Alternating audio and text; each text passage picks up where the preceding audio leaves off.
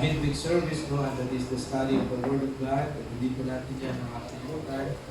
Sa ibang churches, no, hindi na mahalaga pag-aaral ng salita ng Diyos, basta makapag-praise and worship, okay na. Pero sa atin po as Bible believers, it is a tradition, no, that we are to preach and we are to study the Word of God. Amen? So tayo po ay tumayo as we are to give respect to the Word of God. And if you may, no, please open your Bibles with me in the book of Job. Just one verse. Job 23, verse number 12. Job 23, verse number 12. No? Sabi ng Bible, neither have I gone back from the commandments of his lips. I have esteemed the words of his mouth more than my necessary food. Sabi ni Job, basahin natin ulit, no? Neither have I gone back from the commandment of his lips. I have esteemed the words of his mouth more than my necessary food. Tayo po ay saglit na manalangin. Dakilang Diyos, I need your help, Lord, tonight in the Spirit. Please empower me, please guide me, Lord, as I preach your word, teach your word. Open, Lord, each and everyone's minds and hearts, Lord, with understanding. We know, Lord, you only, Holy Spirit, Lord, can do that. So help us, Lord, lead us. In Jesus' name we pray. Amen. And amen. Okay? In the book of Matthew chapter 4, verse 4, ang sabi ng Panginoon, no, it is written, man shall not live by bread alone, but by every word that proceeded out of the mouth of God. Ang ating pong pag-aaralan ngayong gabi, why must I read my Bible regularly? Bakit dapat kong basahin ang aking Biblia regularly? Araw-araw, 2 beses sa isang araw, 3 beses sa isang araw, 5 beses sa isang araw. But, why must I read my Bible regularly? Maraming mga mananampalataya na hindi na natin binabasa ang salita ng Diyos regularly. So, tama ba na hindi natin basahin? Not necessarily basahin, but dapat ba hindi natin pag-aralan ang salita ng Diyos regularly? As I mentioned, in the book of Matthew chapter 4, verse 4, the Lord Jesus Christ told Satan, it is written, man shall not live by bread alone, but by every word that proceeded out of the mouth of God. Actually, itong verse na ito ay kinot po ng ating Panginoon from the Old Testament, specifically in the book of Deuteronomy. Kaya ang sabi niya, it is written, sa nasulat na, ang tao ay hindi mabubuhay sa tinapay lamang, kundi sa bawat salitang lumalabas sa bibig ng ating Panginoon Diyos. At sabi ni Job, no, sa ating nabasa, I have esteemed the words of his mouth more than my necessary food. Now that is something, diba? Kung si Job mas ginakabig na nga rupulong ni Diyos is more important to him than physical food. While our physical bodies, mga kapatid, needs physical food in order to live and to be healthy, our spirit needs spiritual food in order to be alive as well. Kailangan po natin ang salita ng Diyos para ang ating spiritual na pangailangan ay mapupunan, mga kapatid. At ang Word of God, ang siyang spiritual food na itinutukoy ng ating Panginoon Jesus. Now, may mga nagtuturo na noong unang panahon daw, hindi na magbabasa yung mga Kristiyano ng Bible, nakikinig lang mga sila. Siyempre, wala pa namang book nun eh. Alam ka namang magbibigay sila sa bahay nila ng kalaki-laking scrolls. At saka, in order for you to have a scroll, dapat may pera ka at mayaman ka.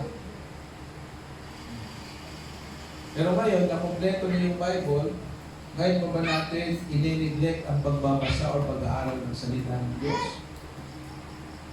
So So, ang Word of God, mga kapatid, na tinutukoy ng Panginoon, or spiritual food na tinutukoy ng ating Panginoon, ay walang iba kundi ang salita ng Diyos. Upang ang tao ay mabuhay hindi lamang bilang isang pisikal na nilalang, kundi isa ring spiritual na nilalang na may pangangailangang spiritual. Yun po ang sabi ng Panginoon. Actually, ang mga theologians hanggang ngayon ay nagdi-disagree pa rin kung ang tao ay binubuo ng tatlong components or dalawa lang. Sabi ng mga ibang mga theologians, they are bipartite. Naniwala sila na ang tao ay flesh and spirit. Yun lang. Pero may nagsasabi naman na ang tao ay binubuo ng physical na katawan, espiritu at kaluluwa. But regardless, no, mga kapatid, ang tanging sinasabi natin, hindi lamang tayo nabubuhay sa physical. Tayo rin po ay may spiritual na pangailangan. At ang spiritual na pangailangan ay dapat matugunan, kagaya ng physical na pangailangan. Kagaya ng pinansyal na pangailangan, dapat matugunan. Kailangan yung mga kailangan natin sa ating tawag dito yung ating mga basic needs, no, ay dapat matugunan. Ganon din po sa ating spiritual na buhay, mga kapatid, kailangan matugunan. Otherwise, kung ang ating katawan ay hindi natin pinapakain ng tamang pagkain, hindi rin ito magiging healthy, hindi rin ito magiging malakas. Sabi ni Brother Julius kanina, hindi mawawala yung high blood, hindi mawawala yung cancer, hindi mawawala yung sakit. Dahil sometimes depende sa ating kinakain. Alright? So dapat nating pakatandaan, mga kapatid, na ang ating katawan ay espiritu at espiritu ay hindi hiwalay. Okay? Hindi ho yan hiwalay. Tayo po ay inilikha ng Diyos na isang katawan at ang ating katawan at ang espiritu natin, ang kaluluwa ay sa isang bahay. Dito sa isang katawan, hindi ho hiwalay. Ito ay nilikhang iisa at hindi maghiwalay. Let's take a look. Genesis chapter 2, verse number 7. And the Lord God formed out of the dust of the ground and breathed into his nostrils the breath of life, and a man became a living soul. Hindi tayo tinawag na a man became a living body, but a living soul. In 1 Thessalonians chapter 5, verse 23, ang sabi ni Paul, and the very God of peace sanctify you wholly. And I pray, God, your whole spirit, soul, and body be preserved blameless unto the coming of our Lord Jesus Christ. So nilikha tayong iisa, mga kapatid. Hindi po magkahiwalay ang ating espiritu sa ating katawan. Although ang ating pangailangan sa espiritu at sa physical ay magkaiba. Even though our physical and spiritual being are one, they have distinct needs, mga kapatid. And what's interesting though is that how we treat each of these beings affect one another. Nawan mo natin? Pag halimbawa, malnourished ang ating katawan, naapektuhan din ang ating spiritual being. Like for instance, gutom ka, hindi ka makakabasa ng Bible. Kasi, what the soul is in the gutom. Ganun lang yung kasimple, mga kapatid. No? So, it affects. What are the goals of the Bible to every believer? Ano ba ang goal ng Bible sa bawat mananampalataya? Meron akong tatlong bagay na naisip. The goal of the Bible is actually, number one, to inform. Secondly, to transform. And thirdly, to conform. So, tatlong bagay yung pag-uusapan natin ngayon. Ano ba? Why must I read my Bible regularly? It is because the Bible has a goal. Meron siyang, may unay mong ginatuyo sa aton niya kabuhi bilang mga tumugo ni Kristo, and that is to inform, to transform, and to conform. Now let's go to number one, to inform. Ang Biblia ay nagtuturo sa atin ng katangian ng Diyos. Amen? It teaches us about the character of God. At plano ng Diyos sa sangkalikaan, maging ang kanyang kalooban. Tinuturuan tayo kung sino siya, tinuturuan tayo ng kanyang plano sa sangkalikaan or the whole creation, maging ang kanyang kalooban sa atin. Last Sunday sa amin, or 2 consecutive Sundays, kami po ay nagtalakay about sa ating radio broadcast about following God, or it's equating also to the will of God. No?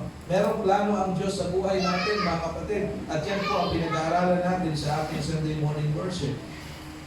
This coming Sunday, no, hopefully I will be able to teach you about what is the plan of God for me.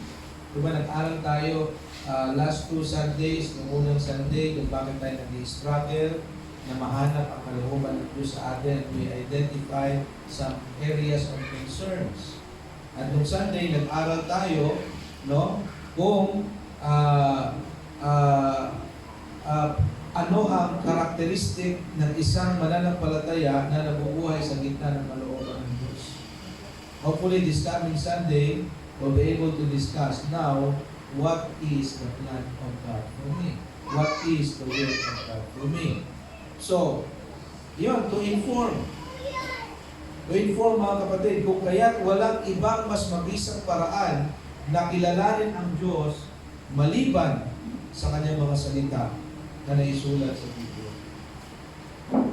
Pero ang tao hindi ganoon eh. Kailan niyo sa Bible, sabi sa Bible, the Greeks look for a sign. Mas naghahanap yung tao ng sinyales na mas makilala nila ang Diyos pag nakita nila sa ulap na nagpurma ng mukha ni Jesus Christ. Pero hindi. Pag gusto nating makilala ng lubos ang Diyos, mga kapatid, there's no other way but we need to read the Bible. Now, number one, why is it we are to read the Bible? Because number one, the ultimate way to know God deeply is to study God's Word. The ultimate way to know God deeply ay sa pamagitan ng pagbabasa ng salita ng Diyos. Lagi natin narinig, 2 Corinthians chapter 3, verse number 16, that the Word of God is God-breathed. No? 2 Timothy 3:16. Can you put that on the screen? All Scripture is given by inspiration of God that is profitable for doctrine, for reproof, for correction, for instruction in righteousness. Ibig sabihin mga kapatid, the one way to describe this verse is that the Word of God is alive. Naalala nyo nung nilikha ng Diyos ang tao kanina? He formed the dust of the ground and breathed into his nostrils and the breath of life, and man became a living soul. Yun yung tinatawag na inspiration, God breath. Kaya mga kapatid, ang salita ng Diyos ay buhay. Now, there are plenty of books in the world. There are plenty of books or good books in the world that can help us organize our life. Pero walang buhay na libro doon, tanging ang salita ng Diyos, because number 2 later on, we will talk about, it is the only book that can transform a man. In 2 Peter chapter 1 verse 21, ito po sinasabi ng salita ng Diyos. For the prophecy or the word of God came not in old time by the will of man, hindi kalooban ng tao, but holy men of God spake as they were told by the Holy Ghost. Kaya itong libro mga kapatid, this is very special. Ito po ay salita ng Diyos. Hindi lamang ito nagpapaloob ng salita ng Diyos. It is the Word of God. Ito po ay salita ng Diyos, mga kapatid. And it is with God since the beginning. Sabi sa John chapter 1, verse 1 and 2. In the beginning was the Word. And the Word was with God. And the Word was God. So at the very beginning of the existence of God, no, there is the Word. That's why, kung meron pang pinaka-ultimate way para makilala natin ang Diyos, walang ibang kundi ang salita ng Diyos. Amen. Ano pa sabi sa John 1:18? Ang mga tao ay nagtatanong sa ating Panginoong Kristo, pero ang sabi ng Panginoon, John 1:18, okay, no man had seen God at any time. Walang sino man because God is a spirit eh. Right? God is a spirit and nobody can see God. Kaya nga, pagdating natin sa langit, may mga nagtatanong, will we ever see the Father in heaven? Sabi ng maraming mga theologians o mga scholars, we will not ever see the face of God because God the Father is His Spirit. The only person of God that we will see face to face is the Lord Jesus Christ because He has a body. He is 100% human like us. But no man has seen God at any time, the only begotten Son, which is the bosom of the Father, He hath declared Him. Dineclare ng Panginoon dahil that's why in verse number 14 of chapter 1, He was manifested in the flesh. We beheld His glory, full of grace and truth, mga kapatid. So, kung nais natin makilala ang Diyos, magbasa tayo ng Bible. That's one reason why we need to read the Bible regularly. In Deuteronomy chapter 29, verse 29, anong sabi ng Biblia? The secret things belongs unto the Lord our God, but those things which are revealed belong unto us. Ano yung na-reveal? This. Alam niyo, maraming mga tao, mga matatalinong tao, nagtatalo about knowing God. Kasi yung mga bagay na hindi naman ni-reveal ng Diyos, yun yung gusto nilang kung karoon wala, gusto nilang istoryahan, gusto nilang maintindihan. Pero sabi ng Panginoon, there are secrets that belongs to God. And whatever is revealed, yun lang ang yung sa atin. And to our children forever, that we may do all the words of His word. So mga kapatid, the ultimate way to know God deeply is none other than the Word of God. Secondly, the ultimate means of guidance and wisdom. Ang salita ng Diyos.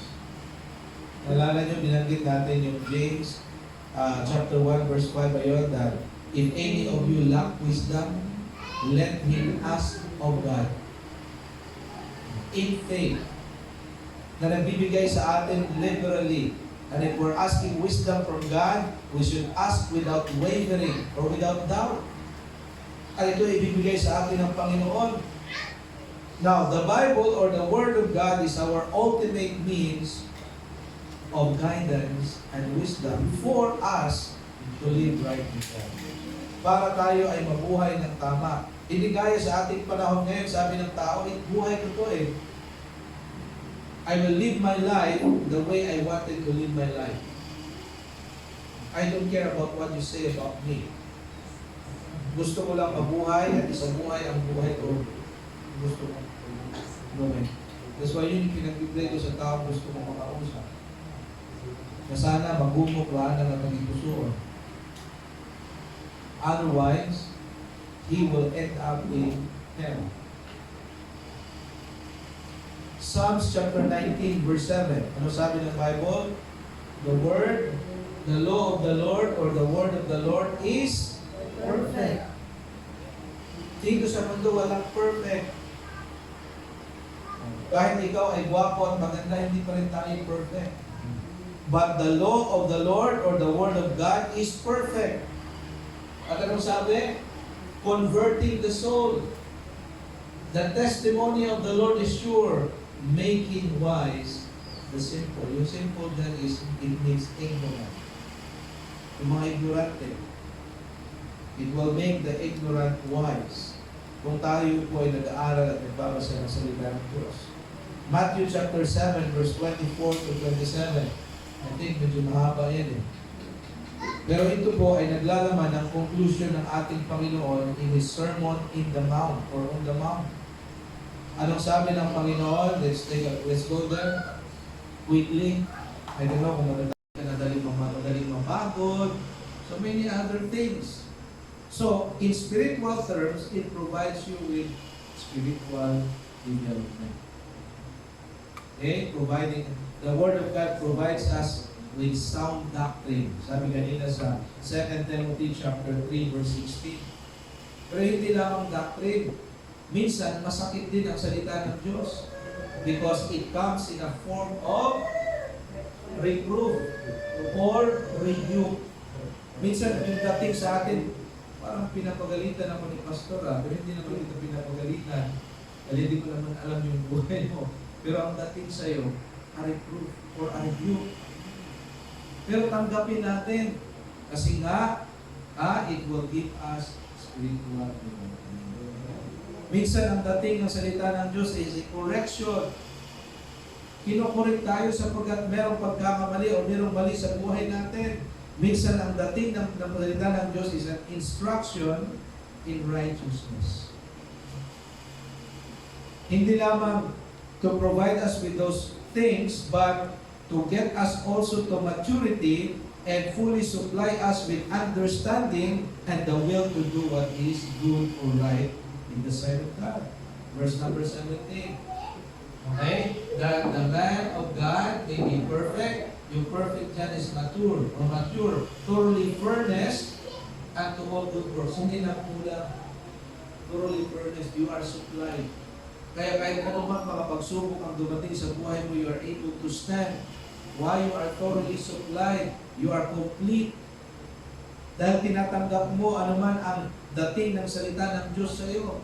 Hindi mo dinideny ang salita ng Diyos sa buhay mo. Nag-aaral ka, nakikinig ka ng preaching, nag-aaral ka sa Sunday school, you have your own personal Bible study. Mga kapatid, it will provide you spiritual development. That's why we need to read. We need to study the Word of God regularly. Thirdly, it will build you spiritual defenses. Pag umiinom ka ng vitamins, vitamin C, iwasan ko yung mga sipon or whatever ng mga common mga sakit na pwede tumama sa iyo. It will build you a spiritual defenses. Let's take a look. Psalm 119, verse 9 to 11. Ano sabi ni David? Wherewithal shall a young man cleanse his way? Taking with thereto according to thy word. With my whole heart, sabi ni David, have I sought thee. Hinanap ko ang Diyos, ang salita ng Diyos. O let me not wander from thy commandments. Huwag niyo po akong hayaan, O Diyos, na mapalayo sa inyong salita. Thy word have I hid in my heart, that I might not sin against thee. So for what is the spiritual defense? From sin. Spiritual defense yata interesting. John chapter 15, verse number 3. Okay, John 15, verse number 3. Okay, now ye are clean through the word which I have spoken unto you. Sabi ng Panginoon. Ngayon hindi na natin makikinig si Jesus Christ na magsasalita sa atin, pero ito yung salita niya. Amen. Amen. Nandito ho na isulat. And it cleanses us. Ephesians chapter 5 verse 26 to 27. Okay? That he might sanctify and cleanse it with the washing of the water by the word, that he might present it to himself a glorious church, not having spot or wrinkle or any such thing, but that it should be holy and without blemish. Alam niyo pagka merong kasalan, hindi sure ng lahat na yung pinakamagandang tao dyan is the bride. Kaya pagka may kaibigan kayong kinakasal, huwag nyo silang sasapawan sa kagandahan. Joke ko lang yun. Pero yun yung kadalasan nangyayari. Why? Gusto ng group na siya yung makita maganda. At yun din ang ating Panginoon. Kung bakit patuloy tayong nililinis ng Panginoon habang tayo ay nabubuhay pa sa pamagitan ng kanyang salita, sapagkat nais niya that the marriage supper of the Lamb, the church or His bride is going to be presented what? Without spot or wrinkle, without blemish. Gusto makita ng Panginoon ng ating group na tayo ay handa, na tayo ay pure, at ang tanging makapaglilinis sa atin ay ang tubig ng salita ng Diyos. Ano ba natin? It will provide us spiritual or build spiritual defenses. not only from sin, but also from deception. John chapter 8, verse 31 to 32.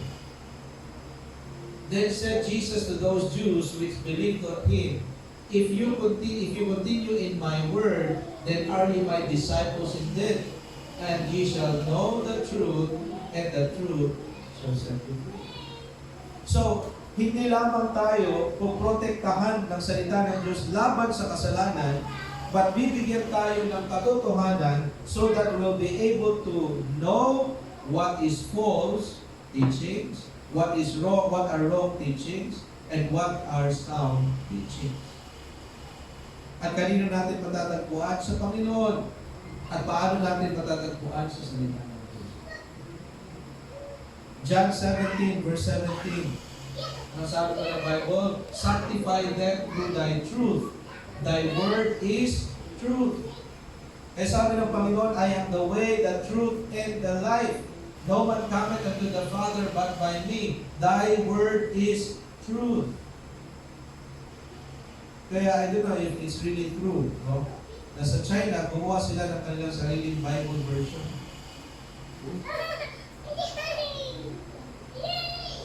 I don't know if that's true, pero yan yung sabi nila, karamihan. And we actually discussed that dun sa aming pastoral class. That they twisted the Bible para magpabor sa kanilang communist government. You see? And they still quote the Bible. Another version of the Bible. So, we are able, it will build us spiritual defenses from sin, from deception. Colossians 2, 8 and 9. Beware lest any man spoil you through philosophy and vain deceit, after the tradition of men, after the rudiments of the world, and not after Christ. For in him dwelleth all the fullness of Godhead bodily. So saan yung katotohanan kay Kristo? Wala sa sanlibutan.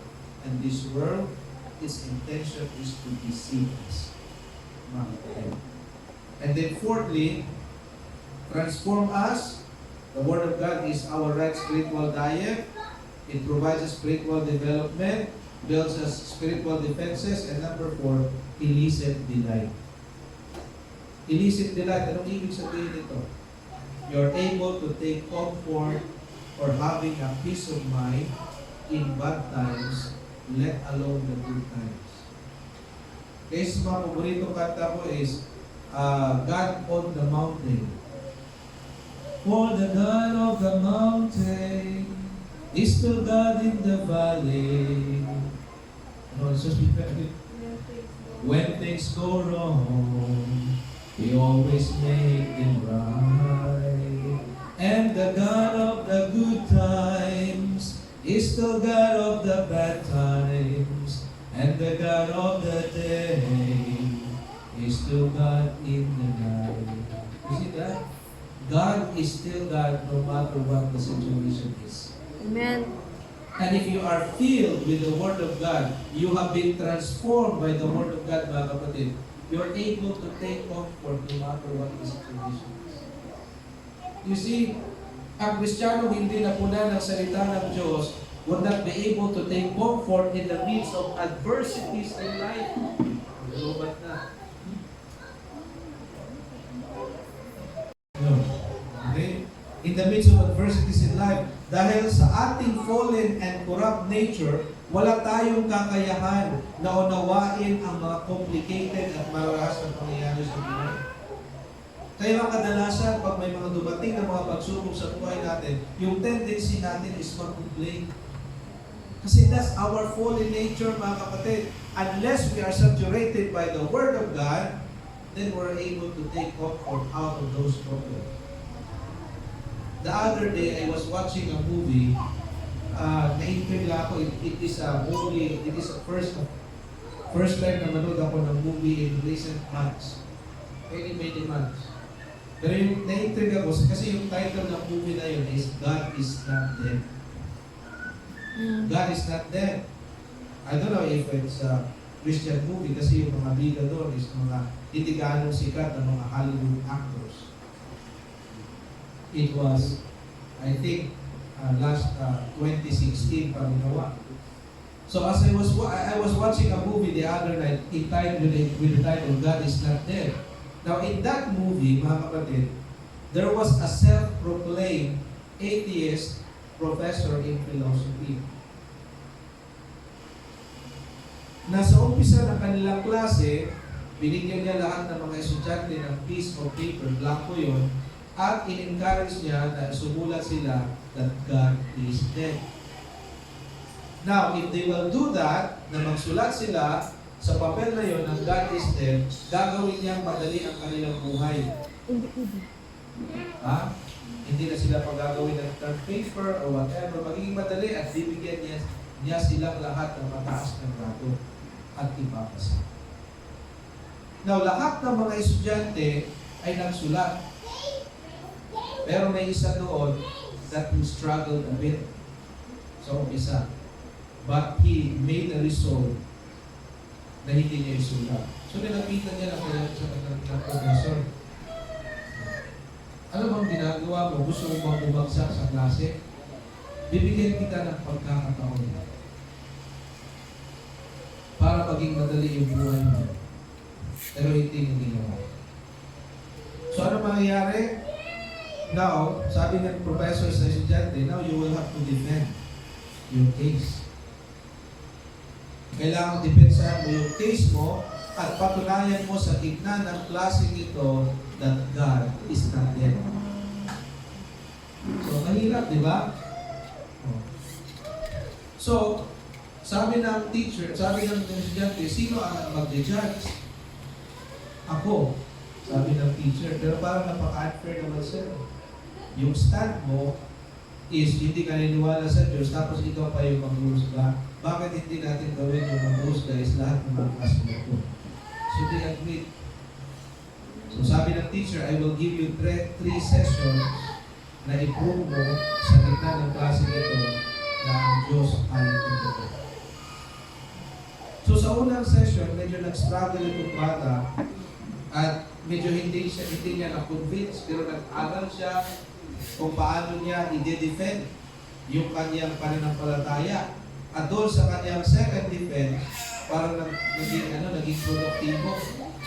And the teacher was provoked. At pagkatapos ng klase, nagkaroon sila ng confrontation. Until tinanong ng estudyante, bakit hindi ka naniniwala sa Diyos? So marami siyang paliwanag hanggang sa nagalit yung teacher and he burst out. When I was 12 years old, God took everything from me.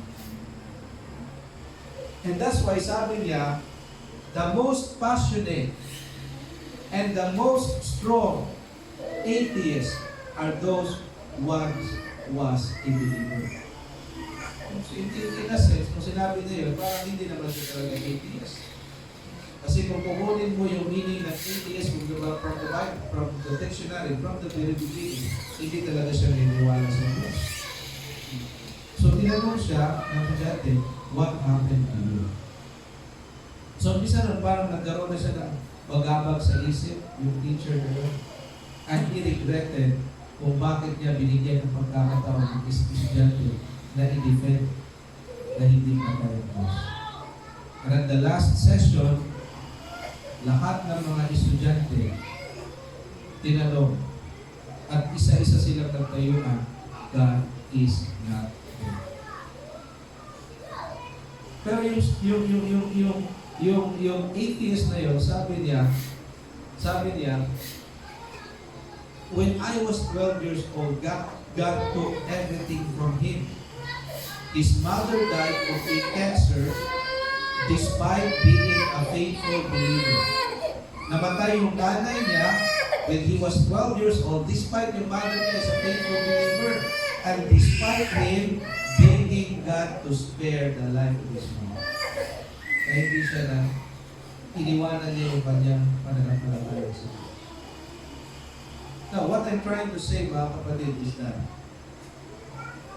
kung bakit hindi tayo nagkakaroon ng delight in the middle of our trials, in the middle of our comfort, just like that professor when he was yet 12 years old, is because yung puso natin, yung isip natin, is not saturated with the Word of God. Anong sabi sa Colossians chapter 3, verse 15 to 16? Binasa natin kanina. And let the peace of God rule in your hearts, to the which also ye are called in one body, and be ye thankful. Let the word of Christ dwell in you richly in all wisdom, teaching and admonishing one another in psalms and in hymns and spiritual songs, singing with grace in your hearts to the Lord. Now, tandaan nyo, sa mundo, if you are broken-hearted, the world wants you to sing. Tama ba? Anong pakikinggan mo? Yung mga awitin about heartbreak. Pero ang Diyos hindi. Kung tayo ay napunan ng salita ng Diyos, mga kapatid, even if we are in the middle of troubles and trials and hardships, we will still be able to sing psalms and hymns, spiritual songs, singing with grace in your heart to the Lord. Meron pa rin tayo, sabi dito, and let the peace of God rule in your hearts. Amen. Naunawaan ba natin? Kaya si Paul and si Silas, nung makulong sila, si Paul and si Silas sa Acts chapter 16, verse 40 to 40, nakulong sila. Pero bago sila ikinulong, binugbog sila. Diba sa panahon natin, kapag ka ikaw ay criminal, meron ka pa rin rights. So bago ka ipasok sa kulungan, dadalhin ka pa sa hospital, gagamutin ka, para papasok mo sa kulungan, meron kang lakas. Pero si Paul at Silas, hindi. Binugbog sila at pinasok sila sa kulungan. So habang iniinda nila yung sakit ng katawan, yung kanilang mga black eye, yung kanilang mga sugat, sabi sa Acts 16 verse 25, they prayed and sang praises unto God, and the prisoners heard them. And in verse 26, ang sabi ng Bible, suddenly there was a great earthquake, so that the foundations of the prison were shaken, and immediately all the doors were opened, and everyone's bonds were loosed. You see, mga kapatid, kahit sila ay nasa gitna ng sakit at hindi magandang sitwasyon, still they were able to sing praises to God and pray. Now, kung sila